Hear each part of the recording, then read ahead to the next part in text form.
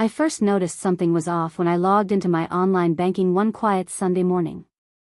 The usual balance was nowhere near what I expected. Instead, there were charges, several, in fact, that I'd never made. A stay at a luxury hotel in Paris, a designer handbag purchase from a boutique I'd never even heard of, and a series of extravagant dinners at places far beyond my usual modest tastes.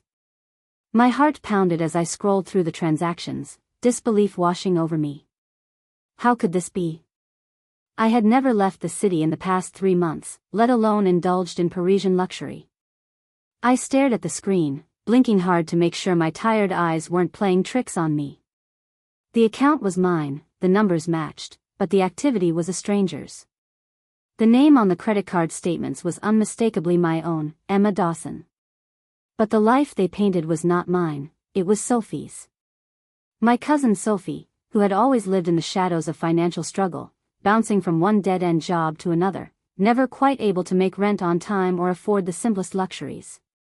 We had grown up close, sharing childhood secrets and family holidays, but as we got older, our paths diverged drastically. I had always been the responsible one, the steady job, the savings account, the careful budgeting. Sophie, on the other hand, had a knack for charm and persuasion, traits that had sometimes landed her in trouble. I couldn't believe she would do this to me, but the evidence was undeniable. The lavish charges lined up suspiciously with recent social media posts I'd seen from Sophie, photos of her lounging in Parisian cafes, flashing new designer bags, and dining in exclusive restaurants, all while I was here, buried in work and bills. The shock was overwhelming, but beneath it simmered a slow-burning betrayal. How had she gotten access to my accounts? I replayed every interaction, every conversation, trying to pinpoint when I might have let my guard down. Sophie had always asked to borrow my phone or my laptop, claiming she needed to send a quick email or check something urgent. I had been trusting, maybe too trusting, and now it felt like that trust had been exploited. I didn't want to jump to conclusions, so I took a deep breath and decided to investigate cautiously. I printed out the bank statements and matched each suspicious transaction with dates and locations. Each charge told a story of Sophie's reckless spending and my stolen identity. The more I uncovered, the heavier the weight on my chest became. I felt like a victim in a game I hadn't even realized I was playing. That afternoon, I sat down with a cup of tea and my phone, scrolling through old messages and emails. I found one from Sophie to me, sent a few weeks earlier, asking for my passport details. She claimed it was for a travel booking, but I had never given her that information. Now, I realized she must have found a way to access my personal documents, exploiting my generosity and the closeness we shared as family. Memories flooded back, Sophie visiting my apartment under the pretext of needing to check her own accounts, borrowing my laptop for just a minute, and me handing over my phone to help her with a text message. Each small act, innocent at the time, now felt like a crack in the foundation of my privacy. I reached out to my best friend, Claire, hoping for some clarity. She listened quietly as I explained the situation, her voice steady and reassuring on the other end of the line. Emma, you need to be careful. This is serious. You should freeze your accounts and report this immediately. Her words echoed in my mind as I sat frozen, grappling with a mixture of fear, anger, and disbelief. The hardest part was grappling with the betrayal of someone so close. Sophie wasn't just a distant stranger, she was family. I had always believed that blood meant trust, that family was a safe harbor no matter what. Now, that belief was crumbling beneath me. The person I had confided in, supported, and cared for had been living a double life, one that drained my resources and shattered my sense of security. As the days passed, I found myself obsessively checking my accounts, each new day bringing fresh anxieties. I called my bank repeatedly, explaining the situation, only to be met with sympathetic but procedural responses. They assured me they would investigate the fraudulent charges, but the damage was done. My finances were compromised, and my sense of safety was gone. I thought about confronting Sophie directly but hesitated. I wasn't sure what I would say or how she would respond. Would she deny everything? Cry and beg for forgiveness? Or worse, turn on me and accuse me of misunderstanding? The uncertainty gnawed at me, but I knew I couldn't let this slide. I needed answers, and more importantly, I needed to protect myself. That evening, as I sat by the window watching the city lights flicker on, I reflected on our history. Sophie had always struggled, yet I had tried to help however I could, offering small loans, advice, and a listening ear. I had never imagined that help came with such a heavy price. The line between compassion and vulnerability had blurred, and I had paid the cost. I started making plans to safeguard my identity. I downloaded apps to monitor my credit, changed all my passwords, and set up alerts for any suspicious activity. The process was exhausting, both mentally and emotionally, but necessary. I couldn't afford to be passive when my very identity was at stake. In the quiet moments, I caught myself questioning everything. Was Sophie's lavish lifestyle really just a facade built on my stolen information? How long had this been going on without my knowledge? I felt a pang of sorrow for the cousin I once knew, the one struggling to find her place, but sorrow mixed with a rising resolve. This violation was not something I would tolerate. That night, I finally made the call I had been avoiding, to my bank's fraud department. I explained the situation in detail, providing the evidence I had gathered. The representative was professional and assured me they would take immediate action to freeze the affected accounts and begin an investigation. I felt a flicker of hope amidst the chaos. But hope was tempered by the reality that this was just the beginning. The betrayal had cut deep, and the road ahead promised to be complicated and painful. I knew I had to prepare myself, not just to reclaim my finances, but to confront the cousin I once trusted and to protect my future from further damage. As I hung up the phone, I glanced at a framed photo on my desk, Sophie and me, smiling on a summer day years ago, innocent and carefree. The contrast between that image and the turmoil I now faced was stark and heartbreaking. Yet beneath the hurt, a quiet determination took root. I would uncover the truth, no matter how difficult, and I would take back what was mine. The first step was clear: understand the extent of the theft and secure my identity. The rest, facing Sophie, confronting the family, and healing the wounds, would come in time. For now, I steeled myself for the fight ahead, knowing that I had been blindsided but not defeated. I spent the next few days in a haze of phone calls, emails, and quiet investigation. The shock from discovering Sophie's betrayal was giving way to a focused determination. I couldn't let this slide, not just for my own sake, but to prevent her from causing more damage to me or anyone else. I started by compiling everything I had: my bank statements, transaction receipts, screenshots of Sophie's social media posts flaunting the lifestyle I was unknowingly funding. Each piece was a thread I needed to pull. I began drafting a detailed timeline, matching Sophie's activities with the unauthorized charges. The picture that emerged was damning. It was clear she had been living off my identity for months. The charges weren't random splurges. They were carefully planned extravagances funded by my accounts. I felt sick, but I also felt a surge of resolve. This wasn't just about money, it was about reclaiming my life. Before confronting Sophie, I knew I had to protect myself legally and financially. I contacted a lawyer who specialized in identity theft.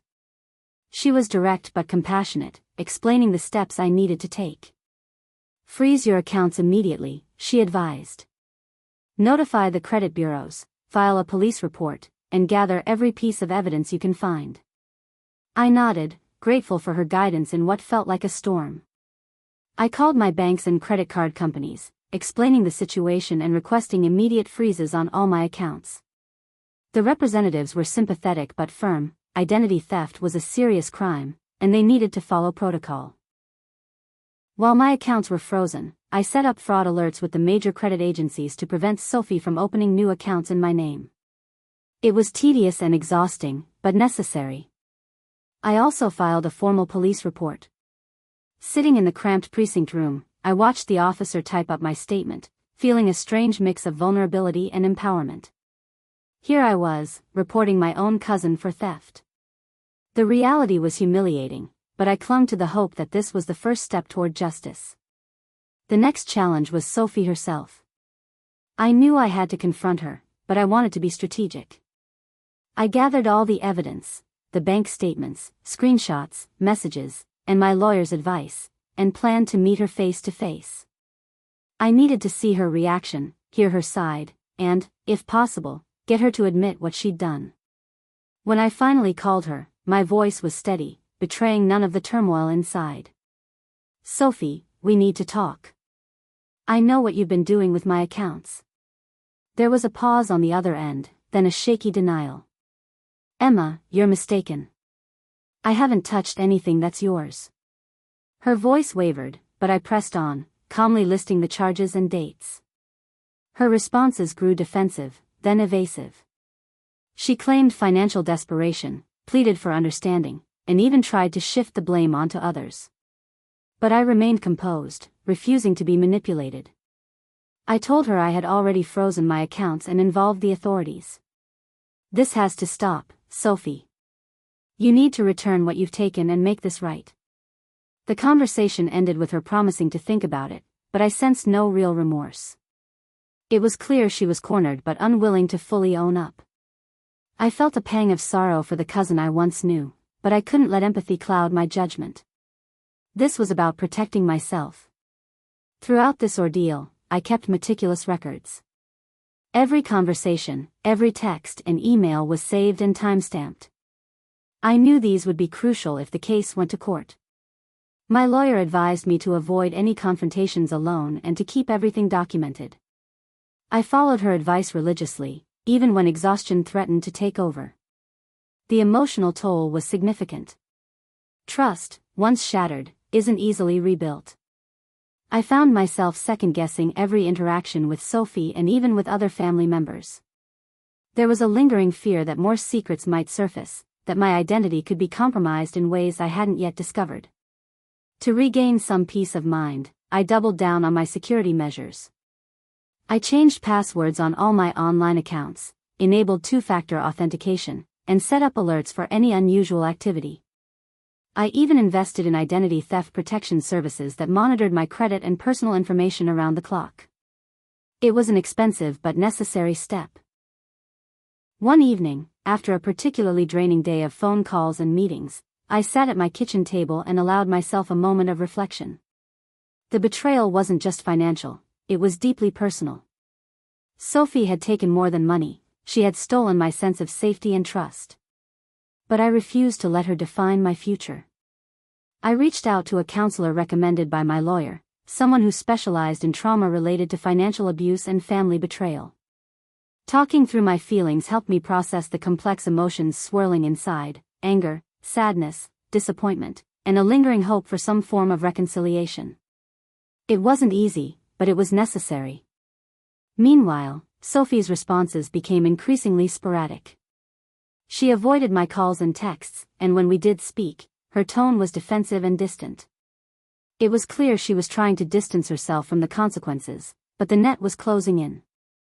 I had already shared my evidence with the police, and my lawyer was preparing to escalate the case if Sophie didn't cooperate. In between managing the fallout, I leaned on my closest friends for support. Claire was a constant source of strength, reminding me that I wasn't alone and that I deserved justice. Our conversations often ended with her urging me to stay strong and not let this define me. Work became my refuge. I channel my energy into projects and clients, using the structure of my routine to keep the chaos at bay. But even in those moments, the shadow of betrayal lingered. I was hypervigilant, triple-checking every financial statement and email, haunted by the knowledge that Sophie had been living a life I never wanted. Despite the turmoil, I felt a growing sense of empowerment. Taking control of the situation, seeking legal advice, and protecting my assets gave me a purpose beyond the hurt. I was no longer a passive victim, I was an active defender of my identity. I also started researching identity theft more broadly, uncovering stories of others who had faced similar betrayals. Their resilience inspired me, and I began to see my own experience as part of a larger fight against those who exploit trust and vulnerability. Yet, the hardest part remained: figuring out how to confront Sophie in person. I knew a direct confrontation could either bring closure or deepen the rift beyond repair. With my lawyer's guidance, I planned to approach this carefully, ensuring I had support and witnesses nearby. Every step forward was met with a mix of relief and anxiety. I was reclaiming my life, but the journey was far from over. Sophie's manipulation had left scars, and I was determined to heal while standing firm. As I prepared for the next phase, confronting Sophie face to face and working with authorities, I reminded myself why this mattered. It wasn't just about money or stolen credit cards, it was about reclaiming my identity, my dignity, and my trust in myself to protect what was mine. This was my fight, and I was ready to see it through. It was a late afternoon call from the local police department in Paris that broke the uneasy silence surrounding Sophie's charade. I had been anxiously waiting for any updates, hoping the investigation would yield some progress, but nothing prepared me for the news they delivered. Sophie had been caught, red-handed, using my passport to check into a hotel. The same passport I had thought was safely tucked away at home, now in the hands of the cousin I once trusted. The officer's voice was calm but firm. "Madam Dawson, your cousin was apprehended today after attempting to use your identification for a high-profile event. She was unable to provide proper authorization, which led to her detention." I felt the blood drain from my face. This careless mistake was the crack in the facade I had been waiting for, the slip-up that would expose Sophie's deception beyond a shadow of a doubt. Immediately, memories of our last conversations flooded back. Despite my warnings and evidence, Sophie had continued living under my name, flaunting a lifestyle that wasn't hers.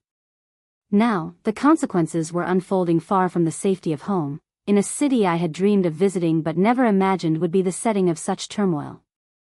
I coordinated with my lawyer and the authorities, providing them with copies of my identification and all the documentation I had meticulously gathered over the past weeks. The realization that my identity had been used to cross international borders sent a chill through me.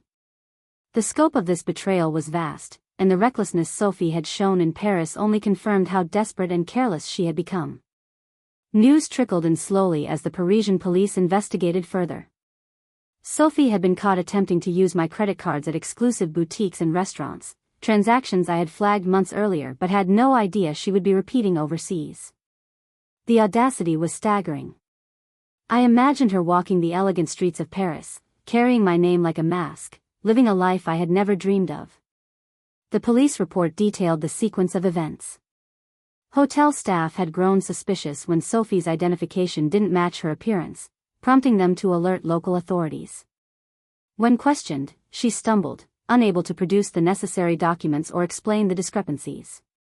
That moment of exposure toppled the elaborate web of lies she had spun.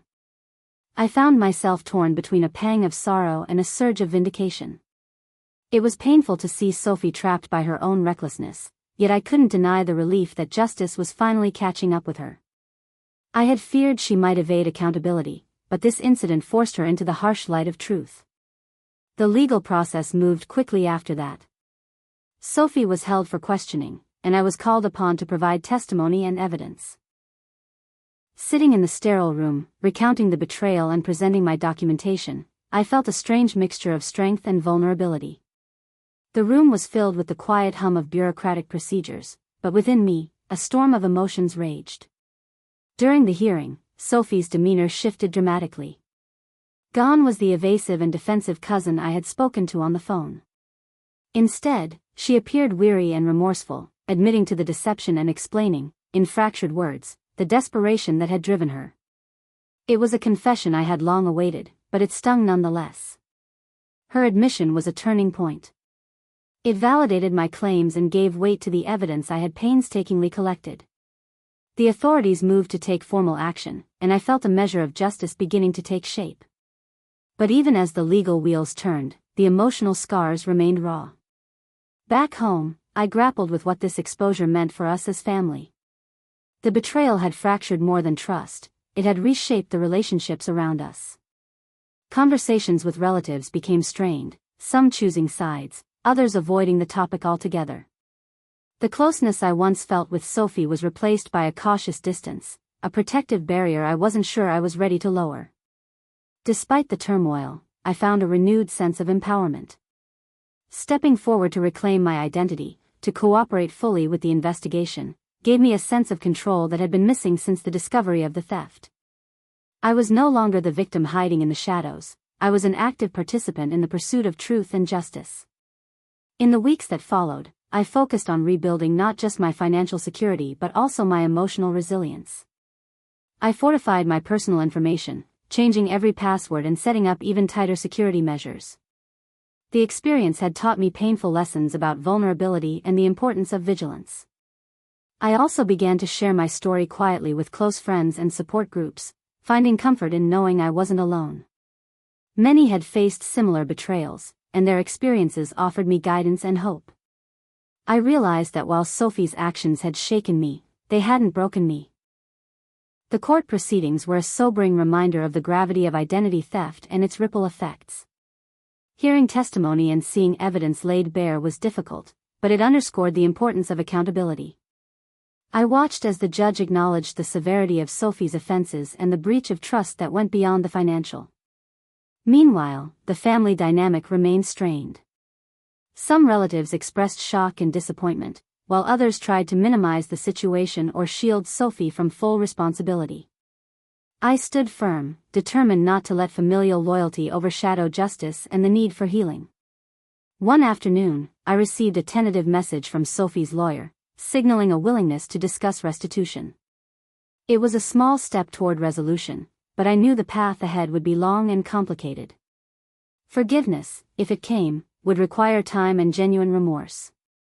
Reflecting on the ordeal, I understood that Sophie's careless slip in Paris had not only exposed her deception but also forced me to confront difficult truths about trust, family, and self-protection. The experience had been a harsh lesson, but it had also sparked a transformation within me. I found myself more cautious yet stronger, more guarded yet wiser. The identity that Sophie had stolen was more than just my name or my finances, it was my sense of security and peace of mind. Reclaiming it was an act of reclaiming myself. As the investigation continued and legal actions progressed, I focused on building a support system around me. Friends, counselors, and legal advisors became pillars in this challenging time, reminding me that I was not alone in facing such betrayal. In quiet moments, I thought about the cousin I once adored, the one who had stolen not just my identity but also the bond we shared. It was painful, but I held on to the hope that one day, healing might be possible. For now, I stood firm in my resolve, ready to face the consequences of Sophie's actions and to protect my future from further harm. The slip-up in Paris had been the crack that shattered the illusion, and from those broken pieces, I was determined to rebuild. The courtroom was heavy with unspoken tension as Sophie faced the consequences of her actions. Watching her stand there, a shadow of the cousin I once knew, was both harrowing and surreal. The judge's words cut through the silence, delivering the legal repercussions that Sophie would bear for the identity theft and fraud. The sentence was firm but fair, a mixture of restitution, probation, and mandatory counseling. It was clear the court recognized not only the financial damage but the deeper betrayal of trust that had torn our family apart. In the immediate aftermath, family gatherings became fraught with discomfort. Relatives who once shared laughter and holidays now exchanged guarded glances and whispered conversations. Some sided with Sophie, pleading for leniency and forgiveness. Others expressed disappointment and anger toward her choices. I found myself navigating this fractured landscape cautiously, aware that the bonds we once took for granted had been strained to their breaking point. My relationship with Sophie was perhaps the most difficult to reconcile. I wrestled with conflicting emotions, betrayal, hurt, and a lingering hope for healing. We had shared so much growing up, and yet, her actions had cast a long shadow over our history. Attempts at communication were tentative, filled with apologies that felt rehearsed and promises that seemed fragile. I knew that rebuilding any semblance of trust would be a slow, painstaking process, if it was possible at all. Amidst the emotional upheaval, I focused on practical steps to rebuild my life and protect myself from future violations. The breach of my identity had exposed vulnerabilities I hadn't fully appreciated before. I took comprehensive measures to enhance my security, upgrading passwords to complex combinations, enabling multi-factor authentication, and regularly monitoring my credit reports. I even invested in identity theft protection services that offered real-time alerts and recovery assistance. Education became a crucial part of my journey. I immersed myself in learning about identity protection, scams, and the latest security technologies. By understanding the tactics used by fraudsters, I felt better equipped to guard against future threats.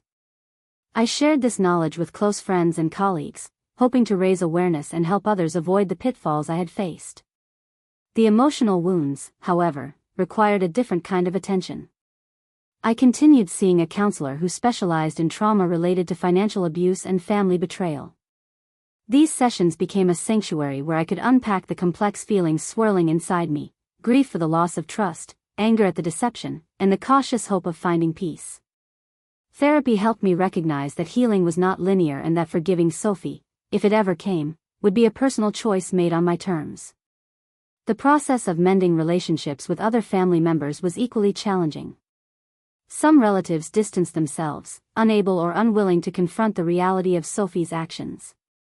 Others sought to mediate, encouraging dialogue and reconciliation. I approached these interactions with openness but also with clear boundaries, determined not to sacrifice my well-being for the sake of appearances. Throughout this time, I experienced moments of profound reflection. The betrayal had forced me to reconsider what trust meant and how fragile it could be. I realized that trust wasn't a given, it was earned, maintained, and sometimes irrevocably broken. This awareness reshaped how I approached relationships going forward, blending compassion with caution. Financially, the road to recovery was gradual. While the court ordered Sophie to make restitution, the process was slow and fraught with complications. I worked closely with my lawyer to ensure that the funds were returned and that my credit was restored. It was a painstaking task, involving negotiations, paperwork, and constant vigilance. Yet, each small victory reinforced my resolve to regain control over my life. In the quieter moments, I allowed myself to grieve the innocence lost, the belief that family would always protect and never harm. That grief was a shadow I carried, but it was accompanied by a growing strength. I discovered resilience I hadn't known I possessed, fueled by the determination to move forward despite the pain. I also found solace in connecting with others who had faced similar betrayals. Support groups and online communities became unexpected sources of comfort and advice. Sharing my story and hearing theirs created a sense of solidarity, reminding me that I was not alone in this struggle. One of the most difficult lessons I learned was about forgiveness, not as a mandate to absolve Sophie's actions but as a means to free myself from the burden of bitterness. It was a personal journey, unfolding slowly, requiring patience and self-compassion. I came to understand that forgiveness didn't erase the past but allowed space for healing and hope. As months passed, the sharp edges of the betrayal softened. I rebuilt my financial standing, fortified my personal security, and nurtured healthier boundaries in my relationships. The scars remained, subtle reminders of what had transpired, but they no longer defined me. Reflecting on this painful chapter, I recognized the importance of vigilance and self-advocacy. Identity theft was not just a crime against finances but a violation of one's very sense of self. Protecting that self required awareness, action, and sometimes, difficult choices. The experience also deepened my empathy for others facing similar challenges. I became an advocate for identity protection, sharing my story to educate and empower. It was a way to transform my pain into purpose, helping others navigate the complex landscape of trust and security. Family dynamics, while forever altered, began to find new rhythms. Some relationships healed, albeit cautiously, while others remained distant. I accepted that not all wounds could be fully mended and that was part of the process. Setting boundaries became essential, not walls to shut others out, but fences to protect my well-being. In the quiet moments of reflection, I acknowledged that Sophie's betrayal had been a catalyst for profound personal growth. It forced me to confront uncomfortable truths, to reevaluate my values, and to emerge stronger and wiser. The pain was real, but so was the resilience it inspired. As I continued to rebuild, I carried with me the lessons learned, the importance of trust, the necessity of boundaries, and the power of self-protection. These lessons shaped a new chapter in my life, one marked by caution but also by courage. Though the road had been difficult, I found peace in knowing that I had faced the storm head-on. I was no longer the naive cousin who had unknowingly handed over her identity. I was a woman who had reclaimed her life, defended her dignity, and forged a path toward healing. The journey was far from over, but with each step, I grew more confident in my ability to navigate the complexities of trust and betrayal. I was learning to live with the scars, not as symbols of defeat, but as marks of survival and strength. Months had passed since the courtroom drama and the painful reckonings that followed, and yet I found myself standing at a new crossroads, one defined by strength, caution, and an unshakable sense of self. The betrayal I had endured at Sophie's hands had reshaped me in ways I never anticipated, forging a version of myself that was more vigilant, wiser, and fiercely protective of her boundaries. I had rebuilt my life piece by piece, weaving lessons learned into the fabric of my daily routine. Identity protection was no longer an afterthought, it was a priority. Passwords became complex puzzles only I could solve, financial alerts were my daily companions, and I maintained close contact with trusted professionals who could catch even the smallest anomaly. The experience had taught me that vigilance was a form of self-respect, a shield against those who sought to exploit trust. Beyond the practical measures, I embraced a renewed confidence in my ability to navigate the complexities of relationships and self-preservation. The scars Sophie left were real, but they no longer defined my story. Instead, they were reminders of resilience, a testament to the strength one can find even in the aftermath of betrayal. I began sharing my journey more openly, though selectively, with friends, colleagues, and online communities. I wanted others to understand that identity theft was not just about stolen money, it was a violation of one's sense of security and self. Through writing and conversations, I became an advocate for awareness and education, encouraging people to take proactive steps to protect themselves. The more I spoke, the more I realized that knowledge was a powerful tool against vulnerability. The lessons I had learned extended beyond digital security. I became more discerning in whom I trusted, setting boundaries that were firm but fair. It was a delicate balance, protecting myself without closing off to genuine relationships. I no longer assumed that blood automatically meant loyalty, trust had to be earned and nurtured. This shift was painful but necessary, a recalibration that safeguarded my well-being. Family remained a complicated tapestry. Though Sophie and I never fully mended what was broken, we found a cautious peace that allowed us to coexist without the weight of past wounds dragging us down. Other family members who had pulled away began to reconnect, tentatively at first, but with sincere intentions. I approached these renewed connections with openness tempered by experience, recognizing that healing was an ongoing process. Professionally, I channeled my energy into building a support network for others facing similar challenges. I started hosting small workshops and webinars on identity protection and fraud prevention, translating my personal ordeal into a source of empowerment for others. These sessions were deeply fulfilling, connecting me with people who, like me, had faced the unexpected betrayal of their own identities. Together, we found strength in shared knowledge and solidarity. One of the most humbling moments came when Sophie's former girlfriend reached out to me, a woman who had once believed the illusions Sophie created. She apologized for being part of the deception, expressing regret and a desire to make amends in her own way. The encounter was bittersweet, a reminder of the complex web of lies and the human cost behind them. Yet, it also underscored the possibility of growth and learning, even from painful mistakes. As I celebrated the anniversary of reclaiming my identity, I reflected on how far I had come. The journey had transformed me from a trusting woman blindsided by betrayal into a cautious but confident advocate for self-protection. I had learned that success was not just measured by financial stability or social standing but by the resilience to rise after being knocked down. In quieter moments, I thought about the cousin I once adored and the fractured relationship we now shared. While the wounds would always remain, I had made peace with the fact that some chapters close without a neat resolution. What mattered was that I had reclaimed my narrative and refused to be defined by the betrayal.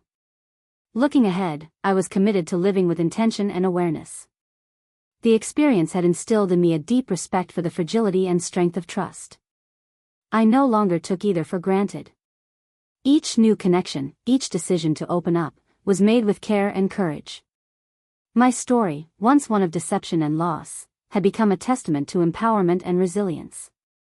I had turned pain into purpose, vulnerability into vigilance. The journey was ongoing, but I faced it with a fortified spirit and an unyielding sense of self-worth. In telling my story, I hope to inspire others to protect their identities, to recognize the signs of betrayal, and to find strength in reclaiming what is theirs. Trust, I learned, is precious but must be guarded with wisdom and courage. And sometimes, the greatest victories come not from avoiding pain but from rising stronger when it finds us. As I moved forward, I carried with me the lessons etched by experience, lessons about trust, betrayal, and the power of reclaiming one's life. They were reminders that even in the darkest moments, there is a spark of strength waiting to ignite a new beginning. I had learned to shine my light brighter, refusing to dim it for the shadows cast by others. And in that light, I found not just survival but a new chapter, one defined by courage, clarity, and the unshakable belief that I am, and always will be, the author of my own story.